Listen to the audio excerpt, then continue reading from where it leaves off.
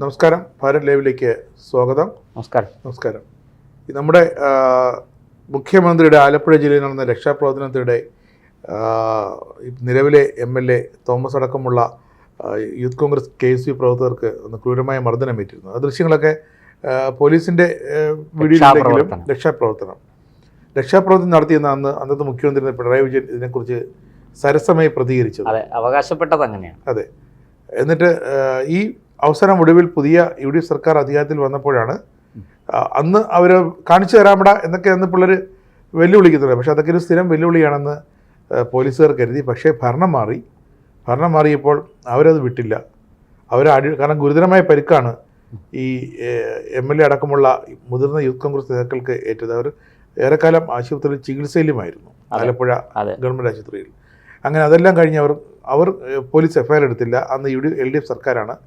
അവരത് കോടതിയെ സമീപിച്ചാണ് അവരിതിൽ കേസ് അന്വേഷിക്കാനായിട്ടുള്ള ഉത്തരവ് നേടിയെടുത്തത്. അങ്ങനെ കേസ് വരുന്നു. ഈ കേസിൽ ഇപ്പോഴിതാ ഏറ്റവും ഒടുവിൽ നമ്മുടെ ഒരു പബ്ലിക് പ്രോസിക്യൂട്ടറെ സർക്കാർ വയ്ക്കുന്നു. UDF സർക്കാരാണ്. പബ്ലിക് പ്രോസിക്യൂട്ടർ കോടതിയോട് പറഞ്ഞത് ഹണിയം വർഗീസാണ് ജഡ്ജി, സെഷൻസ് ജഡ്ജി ആലപ്പുഴ. പ്രതികൾ സാക്ഷികളെ സ്വാധീനിക്കും സർക്കാരിൻ്റെ സഹായത്തോടെ.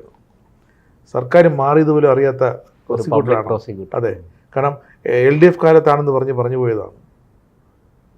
സർക്കാർ UDF ആണ്. അതോ പ്രോസിക്യൂട്ടർ അറിയാതെ ബോധപൂർവം മനസ്സ് തുറന്ന് പറഞ്ഞു പോയതാണോ സർക്കാർ സ്വാധീനിക്കുമെന്ന്? പക്ഷേ അത് തന്നെ നടന്നു. പ്രോസിക്യൂട്ടറുടെ മനസ്സിൽ എന്തായിരുന്നോ അത് തന്നെ നടന്നു. എങ്കിൽ പിന്നെ പ്രതികൾക്ക് മുൻകൂർ ജാമ്യം അനുവദിച്ചു. നിലവിൽ സസ്പെൻഷനിലാണ് അവർ. അതെ. അല്ല, ഇതിനകത്ത് നമ്മൾ മനസ്സിലാക്കേണ്ട കാര്യം, ഇപ്പോൾ കേരളത്തിൻ്റെ DGP, director general of prosecutions ആരാണ്? ടി ആസിഫ് അലിയെ പോലൊരാൾ ആ പോസ്റ്റിലിരിക്കുമ്പോൾ വാസ്തവത്തിൽ ഈ കേസിൽ ഇവർക്ക് മുൻകൂർ ജാമ്യം കിട്ടേണ്ടതല്ല. ഇവർക്കെതിരെയുള്ള വകുപ്പുകൾ മാരകമായ വകുപ്പുകൾ, വധശ്രമം അടക്കം. SIT ആണ്. അതെ, ഒരു SIT ഫോം ചെയ്ത് ഷൗക്കത്ത് അലിയുടെ നേതൃത്വത്തിൽ അന്വേഷണം. അല്ല, അതെന്ത് തന്നെ ആവട്ടെ. പക്ഷേ ഇതിനകത്ത് ഇതൊരു തുടർച്ചയാണ്. LDF സർക്കാരിൻ്റെ കാലത്ത് കേസെടുക്കാതിരുന്ന പോലീസ് കോടതിയുടെ ഉത്തരവ് വന്നപ്പോൾ കേസെടുത്ത് അന്വേഷണം മരവിപ്പിച്ച് ഇങ്ങനെ മെല്ലെ കൊണ്ടുപോയി സമയം വൈകിപ്പിച്ച് അങ്ങനെ അങ്ങ് പോവുമായിരുന്നു. പക്ഷേ ഈ സർക്കാർ മാറിയ ഉടനെ തന്നെ SIT ഫോം ചെയ്യുകയും SIT അന്വേഷണം ഏൽപ്പിക്കുകയും ചെയ്തു. ഷൗക്കത്ത് അലിയുടെ നേതൃത്വത്തിൽ അന്വേഷണം ആരംഭിച്ചു. ഇവർ സസ്പെൻഡ് ചെയ്തു. ഈ 6 പേരെയും സസ്പെൻഡ് ചെയ്തു. ഇതിൽ 2 പേര് മുഖ്യമന്ത്രിയുടെ സുരക്ഷാ ഉദ്യോഗസ്ഥരാണ്, ഗൺമാന്മാരാണ്. ബാക്കി 4 പേര് പോലീസുകാരാണ്. ഈ 2 പേരും പോലീസുകാർ തന്നെ. അപ്പോൾ ഇവര് നമ്മളെല്ലാവരും കണ്ടതാണ്. ഇനി അത് ആവർത്തിക്കേണ്ട കാര്യമില്ല. രക്ഷാപ്രവർത്തനം എന്ന് മുൻ മുഖ്യമന്ത്രി പിണറായി വിജയൻ വിശേഷിപ്പിച്ച അതിക്രൂരവും നിന്ദ്യവും പൈശാചികവുമായ ഒരു കൃത്യം ഒരിക്കലും പോലീസുകാർ ഇങ്ങനെ ചെയ്യാൻ പാടില്ല. അതിനകത്ത് എന്താണ് ഏറ്റവും പ്രസക്തമായ കാര്യം? SIT കണ്ടെത്തിയ ഒരു കാര്യം, കോടതിയുടെ മുന്നിലെത്തിയ ഒരു കാര്യം, സാധാരണ പോലീസ് ഉപയോഗിക്കുന്ന ലാത്തി കൊണ്ടല്ല ഇവരെ അടിച്ചത്. ഇവരെ മർദ്ദിച്ചത് വളരെ നീളം കൂടിയ മുളവടിയാണ്. ഈ നീളം കൂടിയ മുളവടി ഇവർക്ക് എവിടുന്ന് കിട്ടി? തീർച്ചയായിട്ടും ഇവര് സാധാരണ നിലയ്ക്ക് പോലീസിൻ്റെ ലാത്തി നമുക്കറിയാം അതെങ്ങനെയുള്ളതാണ് എന്ന് നമുക്കെല്ലാവർക്കും അറിയാം. തീർച്ചയായിട്ടും അതും ഒരു മുളവടി തന്നെയാണ്. പക്ഷെ അതിന് കൃത്യമായ നീളവും അതിൻ്റെ കനവും വ്യാസവും ഒക്കെ പ്ലാസ്റ്റിക്കിലുള്ള ബ്ലാക്ക് കെയിൻ വരുന്നത്. അതൊന്നും അല്ല ഉപയോഗിച്ചിരിക്കണം. ഈ നീളം കൂടിയ മുളവടി എന്തിനാണ് ഇത്? അത് പോലീസ് സപ്ലൈ ചെയ്തതല്ല, പോലീസിന്റെ ലിസ്റ്റിൽ പെട്ട ഒരു സാധനമല്ല. അപ്പൊ അത് ഇവർക്ക് എവിടുന്ന് കിട്ടി? ഇതിനൊക്കെ ഉത്തരം കിട്ടേണ്ടതാണ്. അവിടെ അതിനൊന്നും ഇതുവരെ ഇനിയിപ്പോൾ അന്വേഷണം നടന്നുകൊണ്ടിരിക്കുന്നതേ ഉള്ളൂ. ഇവരെ ചോദ്യം ചെയ്താൽ മാത്രമേ അതൊക്കെ കിട്ടുള്ളൂ. പക്ഷേ അറസ്റ്റ് ഒഴിവാക്കാൻ, കാരണം ഇവരെ അറസ്റ്റിലാകും എന്നുള്ള കാര്യം അവർക്ക് ഉറപ്പായിരുന്നു. അറസ്റ്റ് ഒഴിവാക്കാനാണ് അവർ പോയിട്ട് വളരെ കൃത്യമായിട്ട് മുൻകൂർ ജാമ്യത്തിന് അപേക്ഷിച്ചത്. അപ്പോൾ ആ മുൻകൂർ ജാമ്യത്തിൻ്റെ അപേക്ഷ വരുമ്പോൾ സ്വാഭാവികമായിട്ടും കോടതി സർക്കാരിന് നോട്ടീസ് അയക്കും, മീൻസ് പ്രോസിക്യൂഷന് നോട്ടീസ് അയക്കും. പ്രോസിക്യൂഷനും പോലീസും എല്ലാം അവരുടെ റിപ്പോർട്ടുകളുമായിട്ട് പ്രോസിക്യൂട്ടർ വഴി അവിടെ എത്തും, മുൻകൂർ ജാമ്യ ആവശ്യത്തെ എതിർക്കും. ഇതാണ് നമ്മൾ കണ്ടിട്ടുള്ളത്. ഇവർക്ക് ജാമ്യം കൊടുത്താൽ ഇവർ സ്വാധീനം ചെലുത്തി, ഇവരെല്ലാം വലിയ നേരത്തെ ഉന്നത തലങ്ങളിൽ സ്വാധീനമുള്ളവരാണ്, മുഖ്യമന്ത്രിയുടെ ഗൺമാന്മാരാണ്. അപ്പോൾ അതുകൊണ്ട് തന്നെ അവരെ ഉന്നത തലങ്ങളിലെ സ്വാധീനം ഉപയോഗിച്ച് രക്ഷപ്പെടാൻ ശ്രമിക്കും എന്നൊക്കെ ഇവർ പറയും. പക്ഷെ എന്നെ അത്ഭുതപ്പെടുത്തിയത് സർക്കാരിന്റെ സ്വാധീനത്തോടു കൂടി എന്ന് പറഞ്ഞതാണ്. അത് എങ്ങനെ എത്ര യോജിക്കും? കാരണം എന്താന്ന് വെച്ചാൽ ഈ സർക്കാരാണ് അവരെ സസ്പെൻഡ് ചെയ്തത്. ആ സർക്കാർ എങ്ങനെ ഇവരെ സ്വാധീനിക്കും? ആ സർക്കാരിനെ എങ്ങനെ ഇവർക്ക് സ്വാധീനിക്കാനാകും എന്നുള്ളതാണ് ചോദ്യം. അതിലാണ് ഹണി വർഗീസ് പറഞ്ഞത് സർക്കാർ മാറിയത് അറിഞ്ഞില്ലേന്ന് ചോദിച്ചത്. അവര് ലാത്തി സറണ്ടർ ചെയ്തിട്ടുണ്ട്, ഫോറൻസിക് റിപ്പോർട്ട് ഉണ്ട്, നൽകിയിട്ടുണ്ട്. അതെ. അപ്പൊ എല്ലാ നോംസും അവരുടെ ഭാഗത്ത്, പ്രതികളുടെ ഭാഗത്തു നിന്നും ക്ലിയർ ചെയ്തിട്ടുണ്ട്. ഇനി എന്തിന് അവരെ അറസ്റ്റ് ചെയ്യണം എന്നാണ് ചോദിക്കുന്നത്. കസ്റ്റഡിയിലെടുത്ത് ചോദ്യം ചെയ്യേണ്ട എന്ത് കാര്യത്തിന്? അതെ. അപ്പോൾ അല്ല, കോടതിയുടെ നടപടിക്രമങ്ങളൊക്കെ വളരെ കൃത്യമാണ്, അതിനകത്ത് നമുക്ക് പിഴവൊന്നും പറയാൻ പറ്റില്ല. പക്ഷേ എന്നെ അത്ഭുതപ്പെടുത്തുന്നതല്ല, ഈ വി.ഡി. സതീശൻ സർക്കാർ ഭരിക്കുമ്പോൾ, ടി ആസിഫ് അലിയെ പോലെ ഒരാൾ DGP ആയിരിക്കുമ്പോൾ, ഡയറക്ടർ ജനറൽ ഓഫ് പ്രോസിക്യൂഷനായിട്ടിരിക്കുമ്പോൾ എങ്ങനെ ഇവർക്ക് മുൻകൂർ ജാമ്യം കിട്ടി? ഈ പ്രോസിക്യൂഷൻ എന്തിന് വീക്കായി കൊടുത്തു, ദുർബലമായി കൊടുത്തു എന്നുള്ളതാണ്. അത് സത്യത്തിൽ കോൺഗ്രസിനുള്ളിലെ, ഈ സർക്കാരിനുള്ളിലെ ഒരു ചേരിപ്പോരിൻ്റെ നേർചിത്രമാണത്. ചെന്നിത്തല പോലീസ്, അതായത് ആഭ്യന്തരമന്ത്രിയും മുഖ്യമന്ത്രിയും രണ്ട് തട്ടിലാണ് ഈ വിഷയത്തിൽ മാത്രമാണോ എന്നൊരു ചോദ്യം കൂടിയുണ്ട്. അതവിടെ നിൽക്കട്ടെ. എന്തായാലും ഈ വിഷയത്തിൽ രണ്ട് തട്ടിലാണ്. ഇവരെന്തിനാണ് ഇങ്ങനെ രണ്ട് തട്ടിൽ നിൽക്കുന്നത്? ആഭ്യന്തരമന്ത്രിക്ക് എന്താണ് ഇതിനകത്ത് താല്പര്യം, മുഖ്യമന്ത്രിക്ക് എന്താണ് താല്പര്യം? ഈ രണ്ടുപേരുടെയും താല്പര്യം മർദ്ദനമേറ്റ KSU യൂത്ത് കോൺഗ്രസ് പ്രവർത്തകർക്ക് നീതി കിട്ടുക എന്നുള്ളതാണ്, അല്ലേ? ഞാൻ പോലീസുകാരനാണ് എന്ന് പറഞ്ഞ് എന്തും ചെയ്യാനുള്ള സ്വാതന്ത്ര്യമൊന്നും ആർക്കും കൊടുത്തിട്ടില്ല, ഒരു പോലീസുകാരനും കൊടുത്തിട്ടില്ല. പോലീസുകാരൻ നിയമത്തിൻ്റെ കാവൽക്കാരനാണ്. അതെ, തമിഴിൽ പറയുന്ന കേട്ടില്ലേ, പോലീസ് സ്റ്റേഷൻ പറയുന്ന കാവൽത്തുറൈ എന്നാണ്. അപ്പോൾ നിയമം പരിരക്ഷിക്കപ്പെടേണ്ടത് അത് തൻ്റെ ഉത്തരവാദിത്വം, തൻ്റെ കർമ്മ മണ്ഡലം അതാണെന്ന് പറഞ്ഞ് അങ്ങനെ ജോലി ചെയ്യുന്ന ആൾക്കാരാണ്, അല്ലേ? പക്ഷേ അതിലൊരു കാര്യമുള്ളത്, ഇത് അംഗീകരിച്ചു കൊടുത്ത് പ്രോസിക്യൂഷൻ പ്രതികളുടെ ജാമ്യാപേക്ഷയെ എതിർത്ത് പ്രതികൾക്ക് മുൻകൂർ ജാമ്യത്തിലുള്ള വകുപ്പ് ഇല്ലാതാക്കി അവരെ അറസ്റ്റ് ചെയ്ത് കസ്റ്റഡിയിൽ വാങ്ങുന്ന ഒരു കീഴ്വഴക്കം സംഭവം ഉണ്ടായാൽ അതിനൊരു കീഴ്വഴക്കമാകില്ലേ എന്നൊരു സംശയം ഇവർക്ക് തോന്നുന്നില്ല. കാരണം ഇനി അങ്ങോട്ട് ഒരുപാട് കൈകാര്യം ചെയ്യാനുള്ളതാണ്.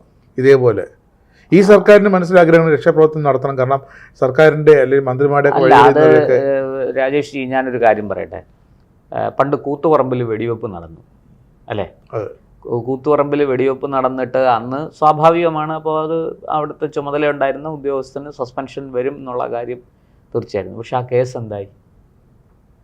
പോലീസിൻ്റെ മുന്നിൽ വേറെ വഴിയില്ല. ഒരു വലിയ മോബ്, ജനക്കൂട്ടം മന്ത്രിയെ ആക്രമിച്ച് കൊലപ്പെടുത്തും എന്നൊരു സാഹചര്യത്തിലേക്ക് എത്തിയിരിക്കുകയാണ്. പോലീസിന് വെടിവെക്കാതെ മറ്റു മാർഗങ്ങളില്ല. ഗൺമാനാണ് ആദ്യം. അല്ല, ആര് തന്നെയാണെങ്കിലും അവിടെ പക്ഷെ വാഹനത്തിൽ നിന്ന് ഇറങ്ങി അടിച്ച് രക്ഷിക്കേണ്ട കാര്യമുണ്ടോ? ഞാൻ അതാ ചോദിക്കുന്നത്. ഇവിടെ മുഖ്യമന്ത്രിയെ അങ്ങനെ ആരെങ്കിലും ആക്രമിച്ചോ? ഇല്ല. അവര് കരിങ്കൊടി കാണിച്ചു, പ്രതിഷേധത്തിന്റെ ഭാഗമായിട്ട് സമരം ചെയ്തു എന്നല്ലാതെ അവർ ഏതെങ്കിലും വിധത്തിൽ ഈ മുഖ്യമന്ത്രിയെ ആക്രമിക്കാൻ ഒരു ഗവർണറെ, പഴയ ആരിഫ് മുഹമ്മദ് ഖാനെ ഇതേപോലെ നമ്മുടെ ദേശീയപാതയിലിട്ട് SFI DYFIക്കാര് കരിങ്കൊടി കാണിച്ചു മെയിൻ സെൻട്രൽ MC റോഡിൽ. അതുകൊണ്ടാണ് അങ്ങനെയാണ് ഗവർണർ റോഡിൽ ഇറങ്ങി ഇരുന്നത്. അപ്പം അത് ന്യായീകരിക്കാം. കാരണം ഗവർണറെ അന്ന് കരിങ്കൊടി കാണിച്ച SFIക്കാരാണ്. SFIക്കാർക്ക് കരിങ്കൊടി കാണിക്കാം, KSUക്കാർക്കോ ABVPക്കാർക്കോ MSFക്കാർക്കോ ഒന്നും മുഖ്യമന്ത്രിയുടെ സുരക്ഷിതനായി തന്റെ കിയ കാറിൽ ഇരിക്കുകയായിരുന്നു. മുഖ്യമന്ത്രി കാറിൽ നിന്ന് പുറത്തിറങ്ങിയില്ല. മുഖ്യമന്ത്രി മറ്റേ ബസ്സിലായിരുന്നു, ഈ നവകേരള ബസ്സിലായിരുന്നു. മുഖ്യമന്ത്രിയുടെ കാറ് പുറകെ വരികയാണ്. ആ കാറിനകത്താണ് ഈ ഗൺമാന്മാരുണ്ടായിരുന്നത്. ആ കാറാണ് അവിടെ നിന്ന് ഇറങ്ങിയിട്ട് ഇവരെ മാരകമായിട്ട് ആക്രമിച്ചത്. നമ്മൾ കണ്ടതല്ലേ, ചെടിച്ചട്ടി എടുത്ത് തലക്കടിക്കുന്ന ദൃശ്യം, മാരകമായിട്ട് മർദ്ദിക്കുന്നത്, ചാവിട്ടിക്കൂട്ടുന്നത് ഒക്കെ നമ്മൾ കണ്ടതാണ്. എന്നിട്ട് അതിനെയാണ് ഒരു ഉളുപ്പും ഇല്ലാതെ രക്ഷാപ്രവർത്തനം എന്ന് മുഖ്യമന്ത്രി വിശേഷിപ്പിച്ചത്. അതവിടെ നിൽക്കട്ടെ. അപ്പം ഞാൻ രാജേഷ് ജി ചൂണ്ടിക്കാണിച്ച് ശരിയാണ്. നേരത്തെ പറഞ്ഞതുപോലെ SFIക്കാർക്ക് ഗവർണർക്കെതിരെ കരിങ്കൊടി കാണിക്കാം, കാരണം ഗവർണർ BJPയുടെ ആളാണ്. അദ്ദേഹം സ്വാഭാവികമായിട്ട് അദ്ദേഹത്തിന് പ്രതിപുരുഷനൊന്നുമല്ല. BJPയുടെ അച്ചാരം വാങ്ങി വന്ന് ഇവിടെ സർവകലാശാലകളിൽ കാവ്യവൽക്കരണം നടപ്പാക്കാൻ വേണ്ടി നിയോഗിക്കപ്പെട്ടിരിക്കുന്ന ആൾ എന്നാണ് SFIക്കാരുടെ ഭാഷ്യം. അപ്പോൾ അദ്ദേഹത്തിനെ ആക്രമിക്കാം, അദ്ദേഹത്തിനെ വേണമെങ്കിൽ പരിക്കേൽപ്പിക്കാം, തേജോവധം ചെയ്യാം, എന്തും ചെയ്യാം. ഗവർണറുടെ തന്തയ്ക്ക് വിളിച്ചതിന് കയ്യും കണക്കുമില്ല. ഗവർണർ ആരിഫ് മുഹമ്മദ് ഖാന്റെ അച്ഛൻ്റെ വകയല്ല സർവകലാശാല എന്ന് എഴുതി വെച്ച ബാനറുമായിട്ടാണ് അദ്ദേഹത്തെ സ്വീകരിക്കാൻ SFI നിന്നത്. ഇതൊക്കെ നമ്മൾ കേരളം കണ്ടതാണ്. അതേസമയം മുഖ്യമന്ത്രിക്കെതിരെ ഏറ്റവും മാന്യമായി പ്രതിഷേധിച്ച, കരിങ്കൊടി കാണിക്കാൻ ഈ നാട്ടിൽ എല്ലാവർക്കും അവകാശമുണ്ട്. ആർക്കും അവകാശമില്ലാത്ത പ്രതിഷേധത്തിൻ്റെ ഭാഗമായിട്ട് നാളെ മുഖ്യമന്ത്രി VD സതീശനെതിരെ SFIക്കാരും DYFIക്കാരും ഒന്നും കരിങ്കൊടി കാണിക്കാതിരിക്കുമെന്നാണോ? അതോ ഇതിനു മുമ്പ് DYFIക്കാരൊന്നും കരിങ്കൊടി കാണിക്കാതെ സമാധാനത്തിന്റെ വെള്ളരിപ്രാവുകളായിരുന്ന ആൾക്കാരാണോ? തീർച്ചയായിട്ടും ചെയ്യും. അതെല്ലാം മുമ്പും ചെയ്തിട്ടുണ്ട്, ഇന്നും ചെയ്യുന്നു, നാളെയും ചെയ്യും. അപ്പം അതിന് ഇത്രയും മാരകമായ ഒരു നടപടി അവരുടെ നേർക്കുണ്ടായതിൽ തീർച്ചയായിട്ടും അതിൻ്റെ എന്താ പറയാ നിയമവാഴ്ച തകർക്കുന്ന. ഇതിപ്പോ നമ്മൾ നോക്കുന്ന ഒരു നമ്മൾ പറയാറില്ല, ഏത് സർക്കാർ വന്നാലും, ഇടത് സർക്കാർ വന്നാലും വലത് സർക്കാർ വന്നാലും ഒരു ഭരണതലത്തിൽ അല്ലെങ്കിൽ രാഷ്ട്രീയ നേതൃത്വ തലത്തിൽ ഒരു നെക്സസ് ഉണ്ടാകുമെന്ന്. ഇവർ തമ്മിൽ കാര്യങ്ങൾ തീരുമാനിക്കുന്നത് പ്രധാന ഘടകകക്ഷികൾ, പ്രധാന പാർട്ടികൾ ഇവരെല്ലാം ചേർന്നിരുന്ന് നമ്മുടെ ഒരു സമാധാന, ഒരു കലാപമുണ്ടാകുമ്പോൾ സമാധാന യാത്ര നടത്താനായിട്ട് ഒരു സ്വാമി ഇറങ്ങി വരും, സമാധാന യോഗം, ഒരു സർവകക്ഷി സമാധാന യോഗം. അപ്പൊ അതിലൊക്കെ മുൻകൈ എടുത്ത് നിൽക്കുന്നത് പോലെ ഇവരെല്ലാം കൂടെ ചേർന്ന് ഒരു തീരുമാനമെടുത്തൊരു ഇൻ പ്രിൻസിപ്പിൾ തത്വത്തിലൊരു കാര്യം തീരുമാനിച്ചിട്ട് ആ വിഷയത്തിലേക്ക് കടക്കുന്ന പല വിഷയങ്ങളിലും ഉണ്ട്. അത് ജനത്തിന് അറിയാഞ്ഞിട്ടൊന്നുമല്ല. ഇവിടെയും അത്തരമൊരു സാഹചര്യം കോൺഗ്രസിലും LDFിലും ഉണ്ടായിരുന്നു. അതിന് കാരണം ഈ SIT കഴിഞ്ഞ ദിവസം MR അജിത് കുമാർ എന്ന ADGPയുടെ, അന്ന് അദ്ദേഹത്തിന് ക്രമസമാധാന ചുമതലയാണ്, ഈ അജിത് കുമാറിന്റെ ഓഫീസിലെ ഗ്രേഡ് SIമാരെ ചോദ്യം ചെയ്തു. കാരണം ഈ അന്നത്തെ ഈ രക്ഷാപ്രവർത്തനത്തിന്റെ ആദ്യത്തെ കേസ് ഡയറി അജിത് കുമാർ വരുത്തി, ആലപ്പുഴ SP നിന്നും വരുത്തിയിട്ട് ഈ പുതിയൊരു കേസ് ഡയറിയാണ് കോടതിയിൽ കൊടുത്തത്. അത് അവർ മൊഴി കൊടുക്കുകയും ചെയ്തിട്ടുണ്ട്. ഈ ഗ്രേഡ് SIമാർ ഞങ്ങളെ കൊണ്ട് ചെയ്യിപ്പിച്ചതാണെന്ന് പറഞ്ഞിട്ട് അത് അവർ കോടതിയിൽ SIT അറിയിച്ചിട്ടുമുണ്ട്. ഇടക്കാല റിപ്പോർട്ടായിട്ട് കോടതിയിലും കൊടുത്തിട്ടുണ്ട്. അപ്പോൾ അന്വേഷണം MR അജിത് കുമാറിലേക്ക് നീളുന്നു. അജിത് കുമാർ പറഞ്ഞിട്ടാണ് ഈ രക്ഷാപ്രവർത്തനം നടത്തിയത് എന്നത് വരുമ്പോൾ അതിലെ മുഖ്യപ്രതി അദ്ദേഹമാകും. അതുകൊണ്ടാണോ ഞാനീ പറഞ്ഞ ചെന്നിത്തല സതീശൻ ഇക്വേഷനിൽ അജിത് കുമാർ കയറി വന്നത് കൊണ്ടാണോ അവർ തമ്മിലൊരു ഭിന്നിപ്പുണ്ടാകാൻ കാരണം? അതായിരിക്കുമെന്ന് എനിക്ക് തോന്നുന്നില്ല. അങ്ങനെ കാരണം എന്താണെന്ന് വെച്ചാൽ ഇത് അങ്ങനെ ആസൂത്രിതമായൊരു ഗൂഢാലോചനയുടെ ഫലമായിട്ടാണ് ഇവരെ ആക്രമിച്ചത്, ഈ രക്ഷാപ്രവർത്തനം നടത്തിയത് എന്നല്ല എനിക്ക് തോന്നുന്നത്. അവിടെ സ്വാഭാവികമായിട്ടും മുകളിലുള്ള ഉദ്യോഗസ്ഥർ എപ്പോഴും താഴെയുള്ള ഉദ്യോഗസ്ഥരെ പ്രൊട്ടക്റ്റ് ചെയ്യാൻ ശ്രമിക്കും. നമ്മളത് പലപ്പോഴും കണ്ടിട്ടുള്ളതാണ്. അവർ ഇപ്പോൾ ഉദാഹരണത്തിന് നമ്മുടെ പുറ്റിങ്ങൽ വെടിക്കെട്ട് അപകടം നടന്നപ്പോൾ അവിടുത്തെ CIA, SIA, DYSP ഒക്കെ സംരക്ഷിച്ചുകൊണ്ട് അന്നത്തെ DGP ഡോക്ടർ TP സെൻകുമാർ രംഗത്ത് വരികയായിരുന്നു. അദ്ദേഹം പറഞ്ഞു പോലീസിൻ്റെ പുറത്ത് യാതൊരു തരത്തിലുള്ള കുഴപ്പങ്ങളുമില്ല, പോലീസ് എല്ലാം പെർഫെക്റ്റായിട്ട് ചെയ്തു, കളക്ടറുടെ ഭാഗത്താണ് വീഴ്ച. അതൊരു IPS IAS പോരിലേക്ക് എത്തി ആ വിഷയം. അപ്പോൾ അവരെപ്പോഴും അവരുടെ താഴെയുള്ള ഉദ്യോഗസ്ഥരെ പ്രൊട്ടക്റ്റ് ചെയ്യാൻ ശ്രമിക്കും. അജിത് കുമാറും അത് തന്നെയാണ് ചെയ്തിരിക്കുന്നത്. അതിനപ്പുറത്ത് അജിത് കുമാറിന് എന്തെങ്കിലും റോൾ അതിനകത്തുണ്ട് എന്ന് നമുക്ക് കരുതാനാവില്ല. അത് സ്വാഭാവികമായൊരു നടപടിക്രമമാണ്. ഏത് മേലുദ്യോഗസ്ഥനും തൻ്റെ ഫോഴ്സിലെ താഴെയുള്ള ഉദ്യോഗസ്ഥരെ അവരുടെ ചെറിയ വീഴ്ചകളും മറ്റുമൊക്കെ കണ്ണടയ്ക്കുകയും. പക്ഷേ SIT വന്ന വഴി അല്ല, അത് ഞാൻ പറഞ്ഞ അതിനകത്തൊരു വലിയ രാഷ്ട്രീയമാണ്. ആ രാഷ്ട്രീയത്തിലേക്കാണ് ഞാൻ വരുന്നത്. അപ്പോൾ ഇവിടെ ഈ അജിത് കുമാറിനെയും നാളെ ഇതിനകത്ത് കരുവാക്കാൻ സാധ്യതയുണ്ട്, അതില്ലെന്ന് നമുക്ക് പറയാൻ കഴിയില്ല. പക്ഷേ ഒരു കാര്യം വ്യക്തമാണ്, പോലീസുകാർ നിയമം കയ്യിലെടുത്തു എന്നുള്ളതാണ്. അത് നിയമം നടപ്പാക്കേണ്ട, നിയമം സംരക്ഷിക്കേണ്ട ആൾക്കാർ തന്നെ നിയമലംഘനത്തിലൂടെ നിയമം കയ്യിലെടുത്ത് ഇങ്ങനെ പെരുമാറുമ്പോൾ അത് തീർച്ചയായിട്ടും ചോദ്യം ചെയ്യപ്പെടണം. ഇല്ലെങ്കിൽ നിയമവാഴ്ചയുടെ അന്ത്യമായിരിക്കും സംഭവിക്കുക. അവിടെയാണ് ഈ ഞാൻ പറഞ്ഞ പോലെ ആസിഫ് അലി DGP ആയിരിക്കുന്ന ഒരു സാഹചര്യത്തിൽ എങ്ങനെ ഇത് വന്നു, അതിനൊരു രാഷ്ട്രീയ കാരണം. അത് ഞാൻ മനസ്സിലാക്കുന്നത് UDFനുള്ളിലെ, കോൺഗ്രസിനുള്ളിലെ, മന്ത്രിസഭയ്ക്കുള്ളിലെ മുഖ്യമന്ത്രിയും ആഭ്യന്തരമന്ത്രിയും തമ്മിലുള്ള വടംവലിയാണ് എന്നാണ് ഞാനത് മനസ്സിലാക്കുന്നത്. അവർ തീർച്ചയായിട്ടും മുഖ്യമന്ത്രിയും ആഭ്യന്തരമന്ത്രിയും ഇക്കാര്യത്തിൽ ഒരേ മനസ്സോടെ ഈ കാര്യത്തിൽ പ്രവർത്തിച്ചിരുന്നെങ്കിൽ ഇവർക്ക് മുൻകൂർ ജാമ്യം കിട്ടില്ലായിരുന്നു. തീർച്ചയായിട്ടും ഇവർക്കെതിരെ ശക്തമായ നടപടികൾ, തുടർ നടപടികൾ ഉണ്ടായേനെ. ഇവരുടെ അറസ്റ്റ് കോടതി തടയില്ല. പ്രോസിക്യൂട്ടർ താങ്കൾ ചൂണ്ടിക്കാണിച്ചതുപോലെ സർക്കാർ മാറിയത് നിങ്ങൾ അറിഞ്ഞില്ലേ എന്ന് ചോദിക്കേണ്ട സാഹചര്യം ജഡ്ജിക്ക് വന്നില്ലേ? അപ്പം അതുണ്ടാകാതെ ഇത് മുന്നോട്ട് പോയേനെ. 3 ദിവസമാണ് വാദം കേട്ടത്. അല്ലല്ല, അത് വളരെ പ്രധാനപ്പെട്ട ഒരു കേസാണ്. കാരണം എന്താന്ന്, നിയമപാലകർ തന്നെ നിയമലംഘകരായി മാറിയിരിക്കുന്നു. അതാണ് ഇവിടുത്തെ കുറ്റം. മാത്രമല്ല, ചാർത്തിയിരിക്കുന്ന വകുപ്പൊന്നും നിസ്സാരമല്ല. വധശ്രമം ഉൾപ്പെടെയുള്ള വധശ്രമം അവസാനമാണ് തിരികെ കയറ്റിയത്. അല്ല, അത് അവിടെ എല്ലാം ഈ തീർച്ചയായിട്ടും മന്ത്രിസഭയ്ക്കുള്ളിൽ നിന്ന് ഒറ്റക്കെട്ടായിട്ടല്ല ഈ വിഷയം കൈകാര്യം ചെയ്യുന്നത് എന്ന സൂചനയാണ് വരുന്നത്. ഇവർ രണ്ടുപേരും 2 തട്ടിലാണ്. ഇവർ രണ്ടുപേരും തമ്മിൽ വലിയ വടംവലി നടന്നുകൊണ്ടിരിക്കുന്നു.